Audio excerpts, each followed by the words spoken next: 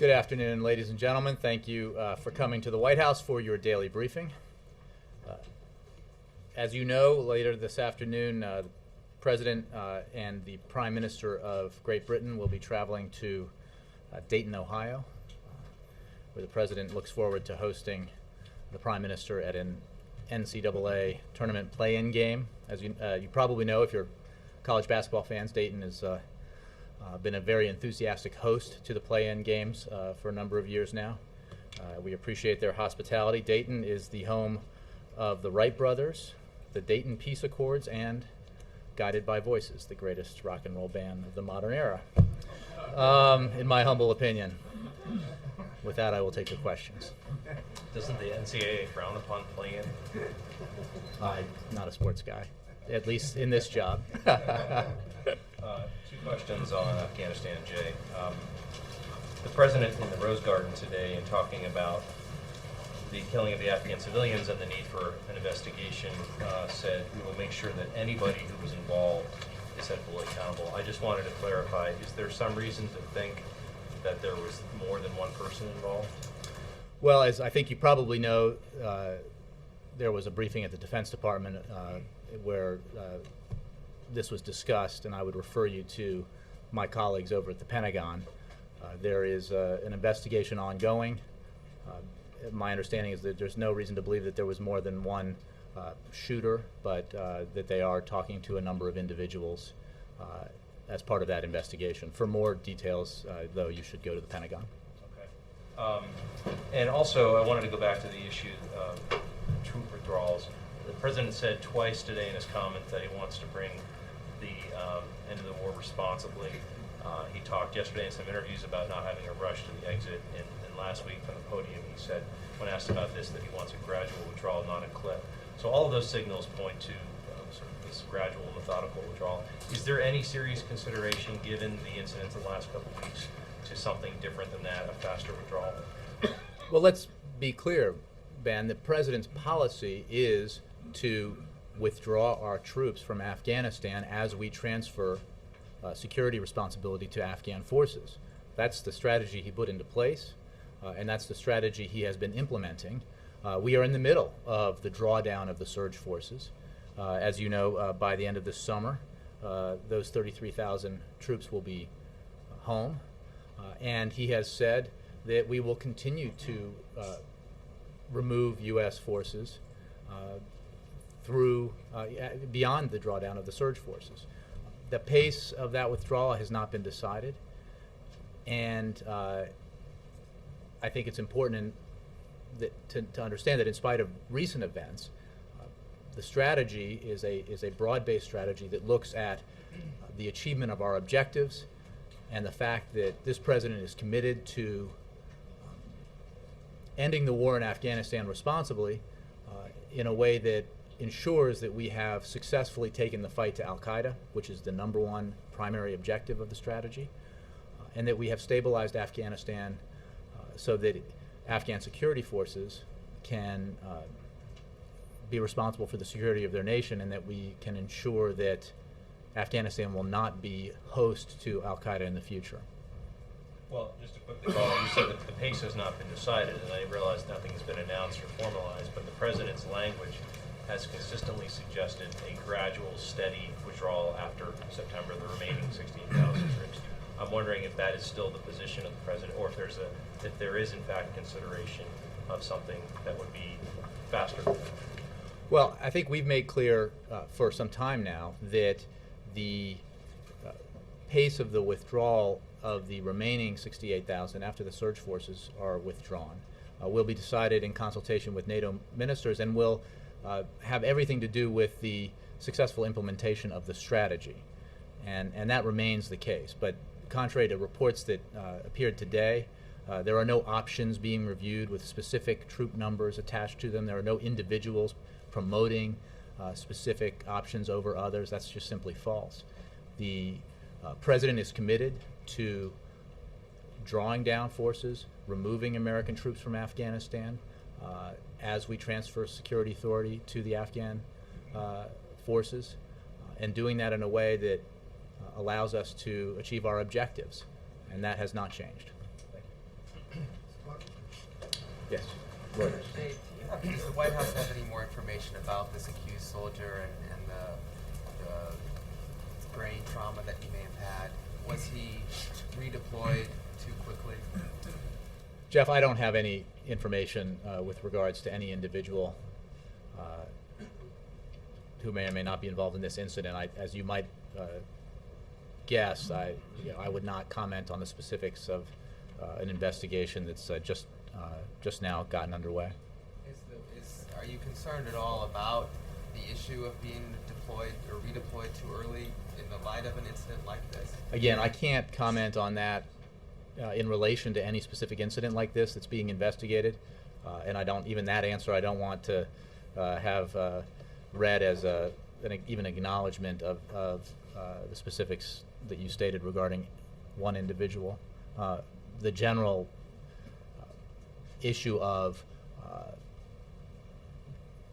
the duration of the war in Afghanistan, the duration of the two wars, Iraq having just been ended by this president, is one that this president talked about when he was running for office, and one that the entire national security apparatus is very sensitive to. The remarkable sacrifice and commitment of America's men and women in uniform is something that this president comments on all the time, both publicly and privately. And the toll that takes on the individuals as well as on their families is substantial. And he's very aware of that. That's why he has made sure that the care that veterans receive is as top-notch as it can be, and he is committed to providing the resources necessary to ensure that, and why he is so committed to ensuring that our returning veterans get extra help as they enter the job market in an economy that is still just recovering from a terrible recession. Okay, just on one other topic, the announcement this morning about the WTO ruling, or the WTO case rather. Mm-hmm. What was the reasoning behind the timing of that? Why was it announced today instead of maybe a couple months ago? And was the context of the election and the Republican race and the criticism from Republican candidates about Obama's China policy at all a driver for that timing? Well, it was announced today because today the time was appropriate to announce this new trade case. And this trade case that we've taken up at the World Trade Organization against China on the issue of rare earth materials is consistent with the approach this president has taken since he took office. As I think you heard a number of officials say in the past, and I'll repeat, we have taken cases against China to the WTO at a pace nearly double that of the previous administration. That begins going back to the early months of 2009 when we took the case on Chinese tires and won it. And the result has been that 1,000 Americans have had help in ensuring that they kept their jobs because of that action. That's the president's commitment to ensuring that America's workers and businesses compete on a level playing field with competitors around the globe, and in this case China, is extremely firm and has been since he took office. And I think that's evidenced by the series of actions that we've taken with regards to China specifically, but also with regards to other countries when it comes to trade fairness. And this is of a piece of that commitment, as is the announcement the president made in the State of the Union address, the establishment of a trade enforcement unit. That's also part of this ongoing effort to make sure that the Chinese understand, again, when it's not aimed solely at China at all, but when there are issues with China, that the Chinese understand that they need to compete on a level playing field, and if they do, then we have no problem with that. And we certainly feel that given that opportunity, that our workers, our businesses will be highly competitive. And when you're talking about rare earths, I mean, these are important materials because they're the materials that are essential to technologies like cellular phones and hybrid vehicles and advanced batteries. I mean, these are markets and technologies and industries that the United States of America needs to dominate in the 21st century if we are going to succeed and have an economy built to last. But do you feel you have to emphasize the president's record because of Republican criticism about it? Well, no, because I guess you could say that we've been doing that for 3 years because of anticipating criticism about it. The fact is we've been at this for 3 years because it's the right thing to do. And we made that clear on the president's trip to Asia not long ago, late last year.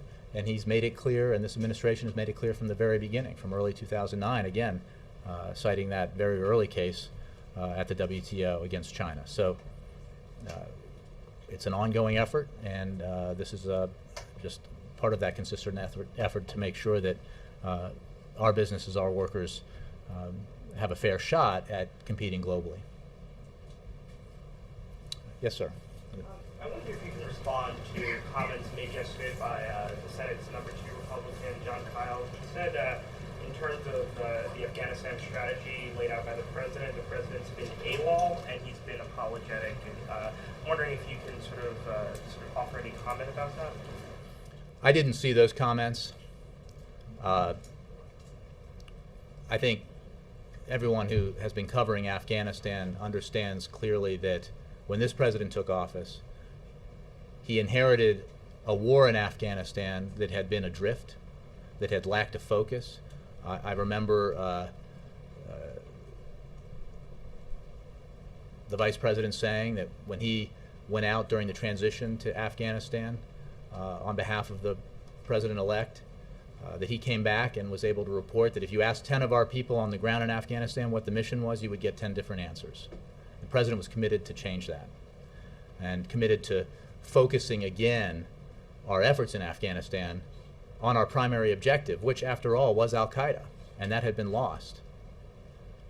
I don't think there's any doubt, and I'd be amazed if Senator Kyle could express a doubt that this president has taken the fight very directly and effectively to Al-Qaeda, and that is absolutely a result of his very focused, very clear-eyed strategy in Afghanistan and in the Afghanistan-Pakistan region. This is a challenging mission and in a very challenging part of the world, and there have been setbacks along the way, even as we have executed this very clear-eyed policy. But this president made clear when he was running for office what he would do with regards to Afghanistan, and he has delivered very much on what he said he would do. And he is delivering now as he withdraws U.S. forces from Afghanistan in keeping with the strategy he outlined. Bill. Before you start, did anybody? I just want to make, if anybody has not yet seen Bill Plant's piece on Selma, Alabama, they ought to check it out. Bill, you may not know, covered the original events in Selma and was back there last weekend, and it was really worth watching. I'd check it out. Sorry to embarrass you. Go, Bill. Thank you for that. The president seems to be going out of his way to pay more attention to Prime Minister Cameron than to most foreign leaders. Is this because he's perceived in some quarters to have sort of shrugged off the so-called special relationship? No, I think the fact that we are hosting the Prime Minister in the manner that we are demonstrates the nature of the relationship between our two countries, the fact that it is a special relationship. And I think that was evident by the manner in which President Obama was hosted in London last year. And this is a great opportunity, as the president sees it, to reciprocate for that remarkable hospitality. And he looks forward to this visit very much. And setting aside those formalities and the social nature of it, the dinners and things, this is an extraordinarily important relationship. I think we were speaking about China, and our relationship with China and our trade relationship with China is extremely important, but let's not forget that the United Kingdom invests 140 times the amount of China in the United States. I don't think most people know that. And the UK is a key ally across the globe, in Afghanistan, in our efforts in Libya, in Syria, around the globe, in the Middle East. So I think the nature and the trappings of the visit are very appropriate given the kind of relationship we have with Great Britain. Well, not everybody gets to watch basketball with the president. But I think it's reflective of the kind of relationship that we have with the United Kingdom and that previous presidents have had with previous prime ministers. It's the nature of the relationship between the two countries that I think is reflected by the itinerary that's been developed for this trip. And I don't think it's a surprise to anyone that this administration wants to continue to build on that very long-standing, very special relationship. You've forgiven them for burning the White House? Almost. Ed. I don't know if Bill had anything to do with the CBS News poll that also had interesting data, but it says that 54% of Americans believe gas prices are something a president can do a lot about. Mm-hmm. And since the president has said repeatedly there's no silver bullet, is there a disconnect here where a majority of the public is saying, yes, there is something you can do? Well, putting aside individual polls and what they say, we're focused on the implementation of policies that will enhance our energy security, reduce our reliance on foreign oil imports, diversify the sources of energy that we have, that we depend on in this country, and by doing so, grow the industries that create good jobs in this country. There is no question that there is frustration out there in the country because of the high price of gasoline. And we have seen that occur over the years almost on a regular basis, either every couple of years or every year. It happened last year, it happened in 2008. Now, I'm sure in the time that you've been covering Washington, it's happened more than that. What is a simple fact, and I have engaged in this discussion from here with you and with others off camera, is that regardless of how we got there, and we got there in part because of the actions of this administration, but regardless of what folks may say about what got us there, we are producing, we have dramatically increased our production of oil and gas in this country in the last 3 years since President Obama took office. That is a fact. It is also a fact, contrary to the latest pushback from critics, that we have increased our production on public lands and waters over the last 3 years by 13%. And this is all to the good. This is all in keeping with the president's strategy, an all-of-the-above strategy, as we try to diversify our energy sources and become more energy independent. It also points to the fact that simply by increasing the production of oil and gas in this country, you will not then necessarily lower prices at the pump, because prices at the pump are dependent on a whole series of factors and are directly correlated to the global price of oil. And we're producing more, we're importing less, and the price of gas goes up. And that's because of growth in China, India, and Brazil and other places. It's because of unrest in the Middle East, and it's because of a number of factors, only a handful of which we can control. So in that situation, the president then focuses on a strategy that will continue to reduce our imports, continue to diversify our sources of energy, and create a situation where in the future we will not be as subject to the wild fluctuations in the oil markets as we are today. He is also very focused on the what Americans are having to endure right now when they fill up their gas tanks. He has made sure, as I think I talked about yesterday, that his Justice Department is reconstituted the group that's looking into, the unit that looks into potential fraud and speculation. He wants to ensure that we're making sure that that kind of activity is not taking place and that consumers aren't getting gouged. And he is looking at a variety of ways that we can reduce the price of, if possible, reduce the price of gas or relieve the pressure that is driving the price of gas up in this country. And that includes relieving bottlenecks and issues like that around the country.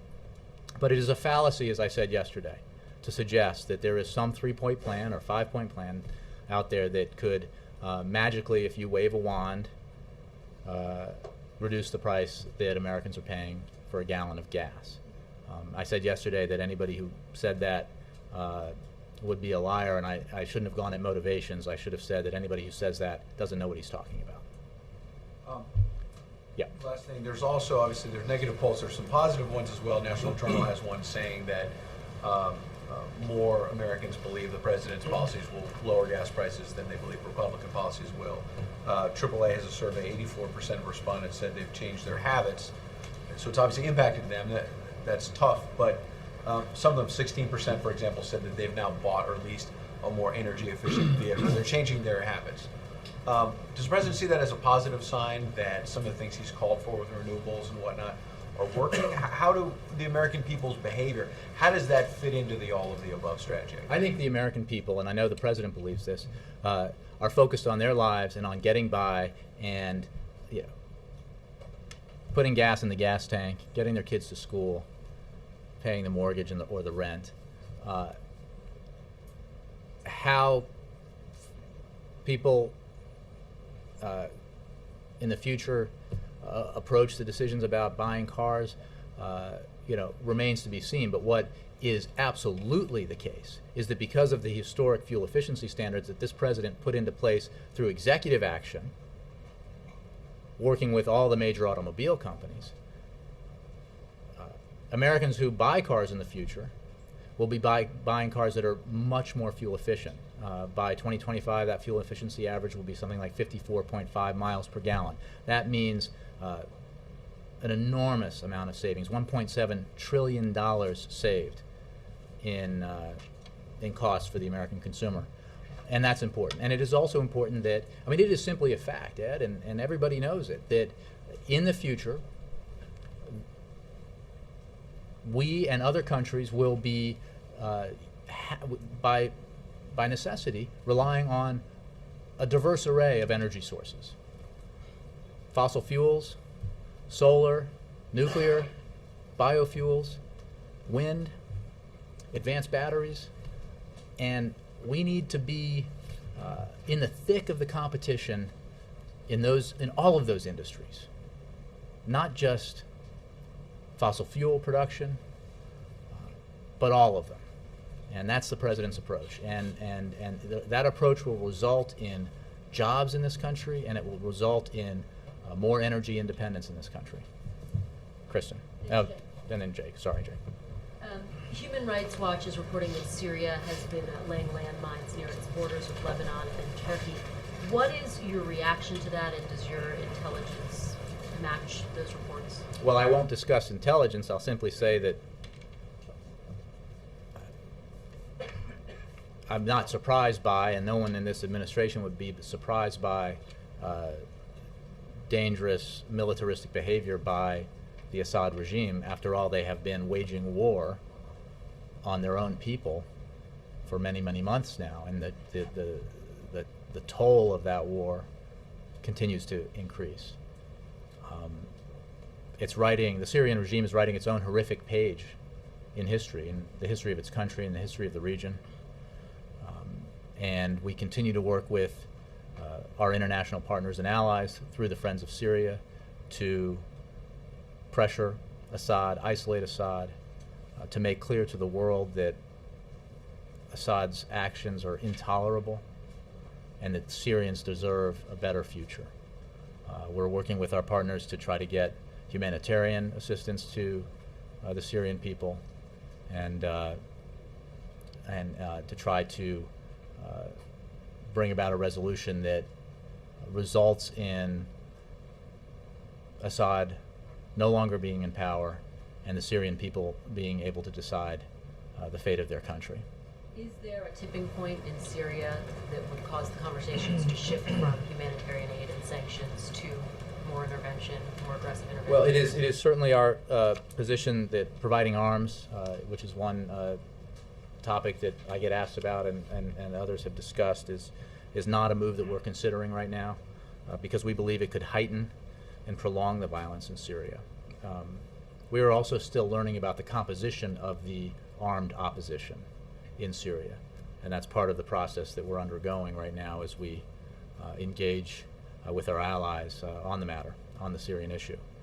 So it is our position that we do not want to contribute to the further militarization of Syria, because that could lead down a very dangerous road. And just looking forward a little bit, Jay, the president's visiting South Korea at the end of the month. Can you talk a little bit about his decision to visit the DMZ, obviously something that past presidents have done? And also, what will his message be to South Korea given the recent developments with North Korea? Well, I would say simply that we coordinate very closely with our South Korean allies with regards to North Korea. And on a whole host of other issues. I think, speaking of state visits, when the South Korean leader was here, I think it made clear to the world how vital we consider that relationship, that partnership, that alliance with the South Koreans. And we are engaged with the South Koreans on a whole host of issues, including on economic issues and defense issues. All of this, the summit in Seoul is obviously about nuclear security, but our relationship with South Korea is vital and stronger than it has ever been. What about the DMZ program? Well, I'm not sure what we've announced, but it certainly is a visit to the DMZ would be reflective of the President's commitment to both security on the Korean Peninsula and the need for North Korea to live up to its international obligations, give up its nuclear weapons program, and return to the community of nations. Can you confirm he's Jake. making that visit? I'm just speaking hypothetically. I'm not confirming that at all. Yes, Jake. If we could just parse the president's statement about Afghanistan just a little bit more. The president used the term murdered, which, as I'm sure you know, has a legal meaning in terms of malice aforethought. Are we to read anything into this being the first time he's used the word murdered to describe what happened to those Afghans? I think Afghan civilians, innocent Afghan civilians, were killed. How that happened and why that happened is under investigation. So I wouldn't go beyond that, and I think that he was not going beyond that. But it is a fact that these Afghan civilians, innocent civilians, were killed, as I understand it. And this was a tragic event, and as the President said, it is not reflective of who we are. It is not reflective of the values of the American military. And he certainly believes, and I know that everyone in this administration and everyone over at the Pentagon believes that we need to make sure that this is fully investigated and that anyone involved will be held accountable. Well, and that was the other thing I wanted to ask. I know Ben asked about this already, but the Pentagon seems fairly certain in its statements that there was only one person involved. Is the fact that the President is saying anyone involved a suggestion that there might be others in the chain of command who are held responsible for other reasons? I think, and I understand that a lot of things have been happening today, and briefings that might have happened, or have happened across the river may not have been caught up to here. But I think the Pentagon discussed this, and my understanding is that they're simply saying that the investigation is, will include discussions with a number of individuals, but that it is still our understanding that there was one shooter involved. But for these details, I think the Pentagon is the best place for information. Right, but I'm just trying to have a fuller I think the understanding of President's. what the President was trying to convey and to whom he I think the was trying to President convey was it. reflecting what the Defense Department has been saying on this issue. So it's just not to suggest that anybody else was involved, but not to preclude any conclusion that might come out of the Pentagon investigation. I think that's right. He's making clear that the investigation needs to take its course, that can't make prejudgments about it, and that anyone who might have information about it will be spoken to as part of the investigation. But beyond that, I think the Defense Department is probably the best place to go. The only reason I ask is because obviously some of the initial reports from the villages involved were that there were, and there might have been misunderstandings from seeing troops that were looking for this soldier or troops that were trying to find out what he had been doing. But there were initial reports, specifically I think to Reuters, in fact, from villagers, that there had been more than one soldier involved. I understand the military doesn't think that's true, but when the President gives an open-ended statement like that, Well, feeds into a the President's statement was reflective of the fact that, as the Pentagon is making clear, investigators continue to work closely with Army and Afghan authorities. They also continue to interview a range of individuals with potential knowledge of these attacks. And I don't have further information about the nature of those interviews.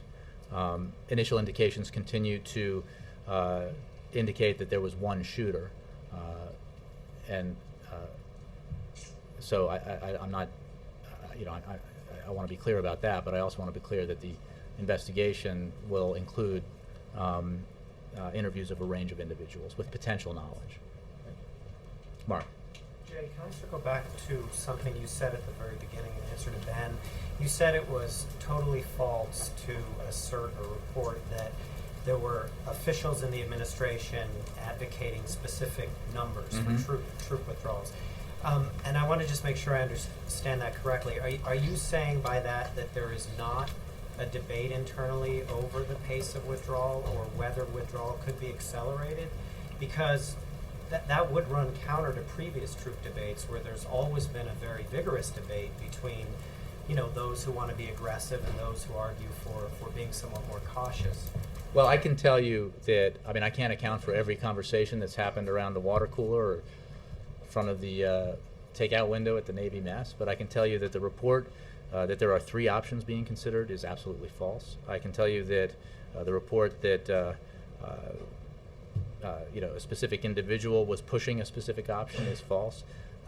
There is no specific option or specific policy at this point. This will be the product of ongoing discussions with our NATO allies. I can't really account for the nature of some of the reporting on this, but I can tell you that the specifics that I just raised are inaccurate. Just one more question on this. Is that to say then that the notion of an accelerated withdrawal has not come up in policy deliberations, or the phrase option, which could imply something very formal that's laid on the table? I think we have made clear that the President, as part of his policy, will, the President's policy will result in the bringing home of 33,000 troops by the end of this summer.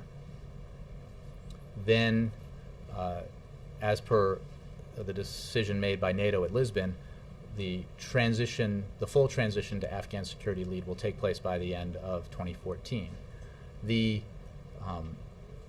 President has made clear that American troops will continue to be drawn down after those 33,000 are withdrawn.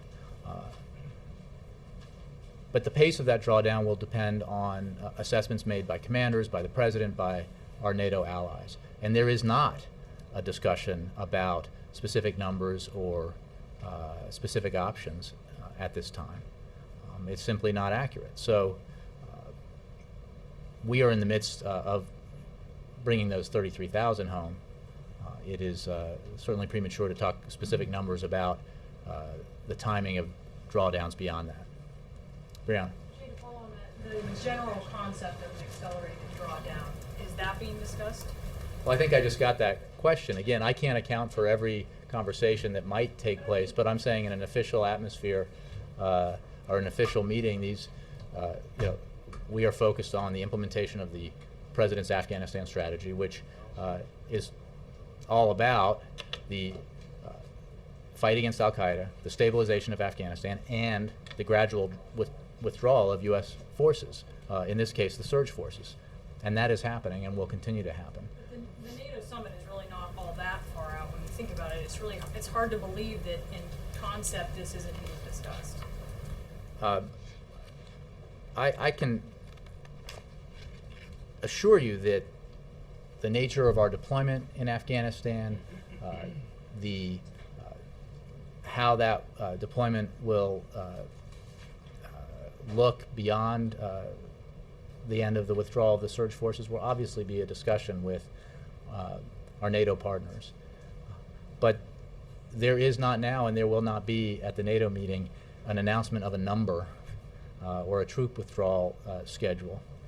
That is not the purpose of the discussions. And again, I can't say I'm privy to every conversation that's taken place in every corner of this building, but I can tell you that the overall policy is focused on implementing the strategy the president put in place, which, by the way, and this is important that everybody understand, has as its component the withdrawal of 33,000 U.S. troops by the middle of September. So even as we continue to transfer security authority to the Afghan forces, as we continue to take the fight to to Al-Qaeda, and we continue to stabilize regions of Afghanistan.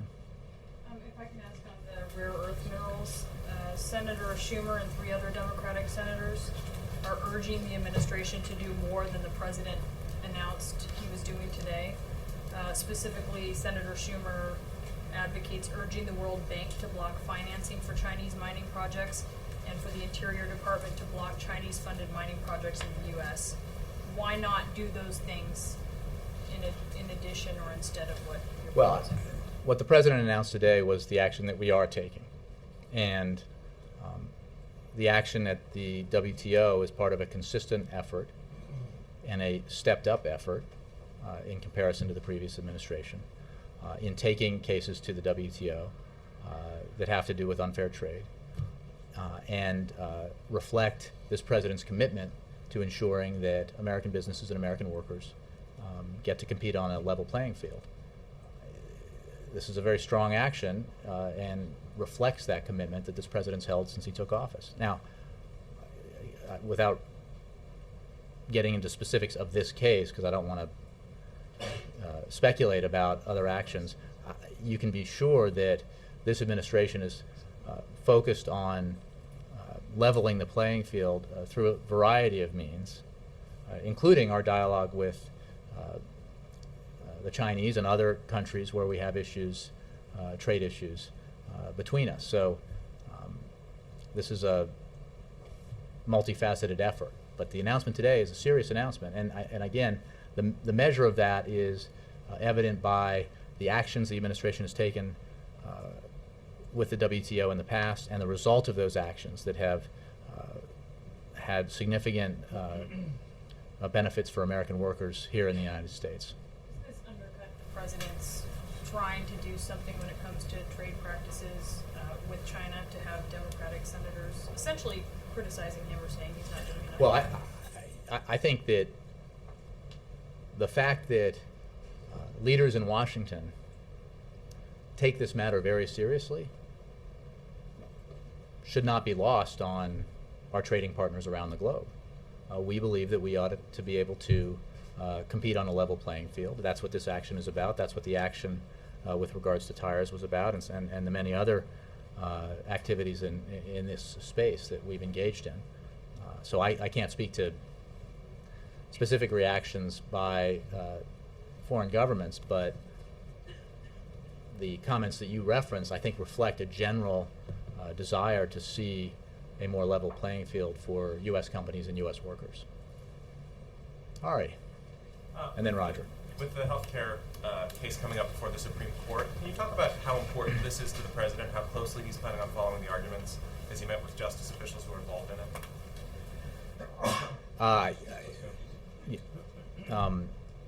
The president believes that the Affordable Care Act is constitutional, and I think I've made that case here on several occasions, and we believe that and hope that the court will recognize that and uphold it. But beyond that, we're focused on the implementation of the Affordable Care Act, which is already providing significant benefits to millions and millions of Americans, to young Americans who have insurance that they otherwise would not have had, to seniors who are getting access to preventive services that they would not have had access to, or free preventive services they would not have had access to, seniors who are enjoying huge savings on their prescription drug bills, and the like. So we're focused on the implementation. There are a lot of milestones along the way in the implementation, and that necessitates a lot of focus on behalf of the healthcare team, and the case itself will leave to the Supreme Court, and I believe, in fact, that we'll be traveling on, as I understand it, on the day or the days of those arguments. So he hasn't met with folks at the Solicitor General's office? Or I don't believe he has, not that I'm aware of. Roger. Thank you. Going back to Jeff's question about China and the WTO actions and the politics of it, the announcement comes on a day of the Republican primaries. It comes when the critics have been saying the president hasn't stood up to China enough. One of the analysts in town who's been covering rare earth issues says, I think it's transparent he's doing this now for electoral purposes. Can you respond to that? Well, I'll just respond in the way that I've responded already, which is ridiculous unless you think that the president and all the actions that he took were taken for those reasons, even in the first few months of his administration, which is, of course, patently absurd. The president's commitment on this has been evident from the very beginning, and this is simply part of that effort. The fact that it takes place on the day when there are Republican primaries, competitive Republican primaries, I mean, you know, throw some spaghetti at a calendar and find a day when there isn't a competitive Republican primary, and it's possible that could be the case for many weeks going forward. I don't know, but you know, we're focused on the, you know, president's schedule is a complex organism, and this was the appropriate day to do it. He has a important ally coming into town, the Prime Minister of Great Britain. He has a state visit, an official visit rather, and a state dinner tomorrow night, and certainly many other matters to attend to. So that the timing of this had everything to do with his schedule and the fact of the case, and not politics. So I guess the follow-up, the rare earth thing has been around for at least 2 years, maybe 3. Well, does it take that long for it to Sure. pass, I mean, pass you, WTO because there's an issue. I mean, there are various steps in how these things are developed, and then the decision is made to a pretty consequential decision and serious decision is made to take a case to the WTO. You don't do that on the first day that you discover you have a problem, and that I mean, I don't think that's a surprise. So, I mean, the specifics of, you know, I would refer you to the agencies involved, but. Of course, this is a very thought-out process by which you make the decision to take a case up, and then you make that case in the presentation. No politics involved. I think I've answered this. Again, Chinese tires to start. Donovan. Thanks, Jay. Just slight follow.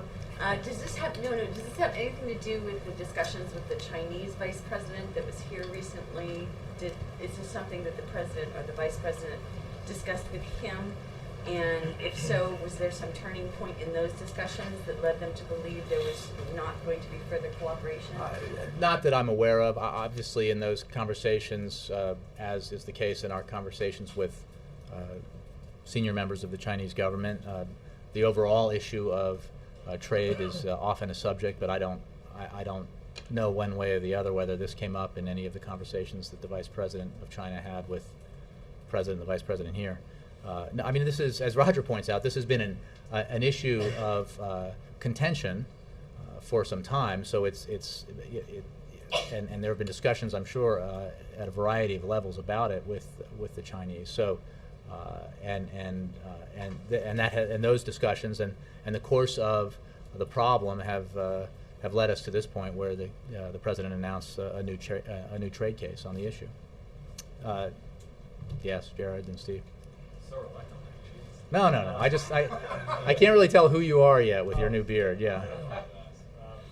Today, Energy Secretary Stephen Chu said disavowed before a congressional panel comments he made in 2008 about wanting to see European-style gas prices. And I wonder, did the president ask him to disavow those comments? No, and he didn't. And I think this is an excellent opportunity to make the point that folks who cover this issue, who try to suggest that the statement of someone who wasn't even in government at the time is somehow a more significant indicator of the president's policy than the president's policy, are engaging in politics on this issue.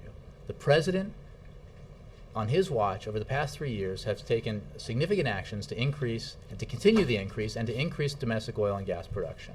It is part of his it's part of his all of the above approach and to our energy needs and security. And I know that it's part of the fun for folks to find these quotes and suggest that they have some deeper meaning, and maybe that would be the case on day one of a presidency. But we're in the 4th year of this presidency, and this president has a very clear record of aggressively pursuing domestic oil and gas production in a safe and responsible way on public lands, and as well as private, and ensuring that it continues on private lands and waters, and in pursuing aggressively alternative energy industries, so that we can compete globally in the future on those in those industries. Pursuing on his watch, after all, we have now permitted the first nuclear power plant in 30 years. We are well on our way towards doubling our renewable energy production. We are less dependent on foreign oil now by a significant measure than we were 3 years ago. Those are the facts.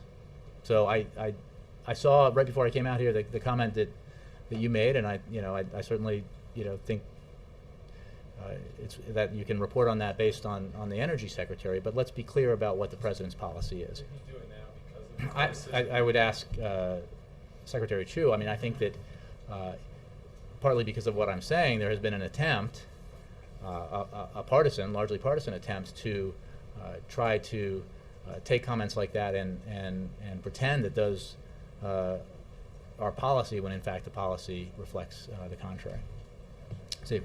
Could you talk about why the president thought it was important to come out again today, very publicly, to talk about the Afghan shooting, particularly his comments directed at the Afghan people? I mean, is there concern that U.S. troops could face reprisals?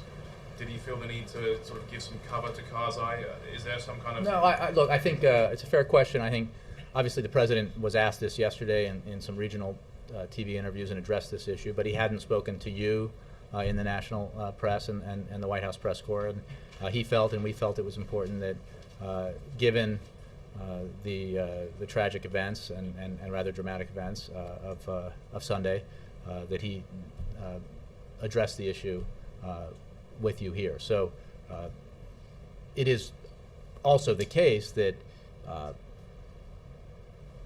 he wanted to clearly express publicly what he did about his condolences to the Afghan people, as he did in his phone conversation with President Karzai. But I wouldn't read more into it than that. Yes. Sorry, last one. Willing to bring out a trade war with China, while Romney say this is the last thing you want to see. So what's the stand of the White House? Is White House worried about the trade war with China? This administration's focused on our very important relationship with China. We, as the president said, the president believes, we believe that China's rise is a good thing for the Chinese people and for the global community, a good thing for the United States. It is also important that as China becomes a bigger and bigger economic power, that China play by the same set of rules that other major economic powers play by, and that's the approach the president has taken. It's not one or the other; it's both. It's absolute engagement, and it's a very important and complex relationships on a whole host of issues. It is also, when we have differences, as we do in this matter, making them clear and taking action on them. Thanks for. Also, the China Commerce Minister believes the bill that the president signed into law today actually not only breaking the WTO rules, but also sort of violate the U.S. domestic trade laws, which American treasure most. Well, I haven't heard those comments. Obviously, the president signed the bill because he thought it merited signing. So I don't have any comments with regards to that official statements. Thank you. Thank you.